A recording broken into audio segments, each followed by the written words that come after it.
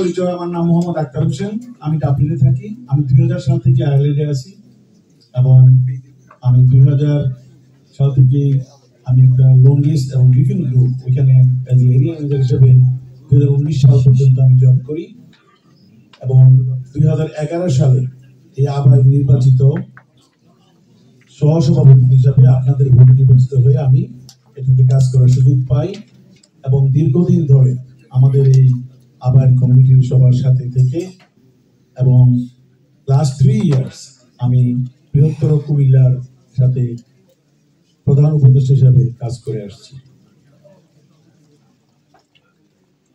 আজকে আমাদের যে অতীত এবং ভবিষ্যতে সম্ভাব্য সেক্রেটারি সাহেব যা বলে গেছেন আবাই সম্বন্ধে, আমার মনে হয় আর কিছু বলার থাকে না, উনি সবকিছু কভার করে দেবেন।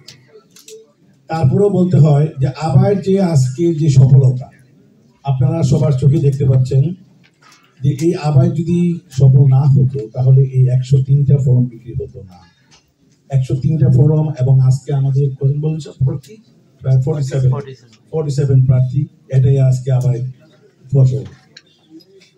আমি মনে করি যে আমাদের এখন লোক সংখ্যা বেড়েছে, অনেক দেশ থেকে আসতেছেন, ইউরোপের অন্যান্য কান্ট্রি থেকে আসতেছেন, সবাইকে অবশ্যই ওয়েলকাম জানাতে হবে।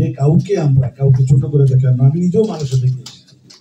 অতএব এখানে কে কোন দেশ থেকে এসেছে এটা আমরা কখনোই এটা বলবো না এবং কাউকে প্লিজ কে কোন কাজে বা কে কোন কর্ম করে খায় প্লিজ এটা কেউ বলবেন না। এবং আমার কোনো শুভাকাঙ্ক্ষী যদি কারো অন্য কারো পক্ষে বলে থাকেন বা বলার চেষ্টা করেন, আমি ক্ষমা প্রার্থী অগ্রিম, কিন্তু দয়া করে অনুরোধ করব আপনারা কাউকে কিছু বলবেন না। আমি জাস্ট বলতে চাই, যদি আপনারা আমাকে নির্বাচিত করেন, আপনাদের ভোটে আমি নির্বাচিত হতে পারি, আমরা কি করতে পারি? প্রথমত বলে গেছেন যে এম্বাসির ব্যাপারে, আমরা সবাই জানি যে এম্বাসির কাজ অনেকটা অগ্রগামী, আশা করি অতি শীঘ্রই ইনশাল্লাহ আমরা পেয়ে যাব। আর যতদিন এম্বাসি এখানে না হয় আমরা চেষ্টা করবো, যদি আমি নির্বাচিত হই আপনাদের ভোটে, আপনাদের সহযোগিতায় প্রতি 2 মাস অন্তর অন্তর প্রত্যেকটা কাউন্টিতে কিভাবে আনা যায়। সবসময় তো এক কাউন্টিতে সম্ভব না, আমরা টার্ন বাই টার্ন সব কাউন্টিতে চেষ্টা করবো ইনশাআল্লাহ।